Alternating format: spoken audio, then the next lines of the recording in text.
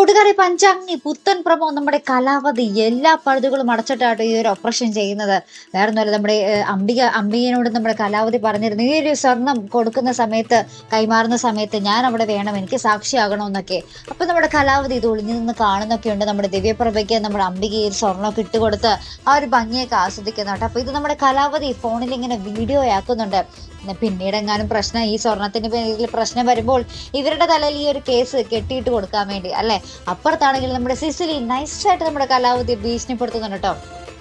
തൻ്റെ കയ്യിലെ ഒരു ചന്ദ്രന്റെ ഓഡിയോ ഉണ്ടല്ലോ, അത് ഇങ്ങനെ സൗണ്ട് ഇങ്ങനെ കേൾപ്പിച്ചിട്ട് നമ്മുടെ കലാവധി ഇങ്ങനെ ഞെട്ടിപ്പിക്കുന്നുണ്ട്. ഇത്ര 3 പവന്റെ മാല മര്യാദ തന്നു എന്നൊക്കെ പറഞ്ഞ് ഭയങ്കര ഭീഷണിയൊക്കെ മുടക്കുന്നുണ്ട് കേട്ടോ. അതിനുശേഷം നമ്മുടെ മഹീന്ദ്രനെ കൊണ്ട് നമ്മുടെ കലാവധി പഞ്ചരത്നത്തിലേക്ക് വരുന്നൊരു നിമിഷങ്ങൾ തന്നെയാട്ടോ നമുക്ക് കാണുവാൻ സാധിക്കുന്നത്. കലാവധിയുടെ ഉദ്ദേശം എന്താണ്? നമ്മുടെ മഹീന്ദ്രൻ്റെ ഒരു ബാഗൊക്കെ ആയിട്ടാട്ടോ വരുന്നത്. അത് അവിടെയാണ് ഒരു ചോദ്യചിഹ്നം. നമ്മുടെ മഹീന്ദ്രൻ ഇനി പഞ്ചരത്നത്തിൽ അവരുടെയൊക്കെ കൂടെ താമസിക്കാനായിരിക്കുമോ നമ്മുടെ കലാവധിയുടെ ഉദ്ദേശം? എന്തായാലും നമുക്ക് കണ്ടു തന്നെ അറിയാട്ടോ. അപ്പോൾ ഇതുപോലുള്ള പ്രൊമോ റിവ്യൂസിനും എപ്പിസോഡ് റിവ്യൂസിനും ഒക്കെ നിങ്ങൾ മറക്കാതെ ചാനൽ സബ്സ്ക്രൈബ് ചെയ്യുക. അടുത്തൊരു വീഡിയോയുമായി വരുന്നത് വരയ്ക്കും ഗുഡ് ബൈ.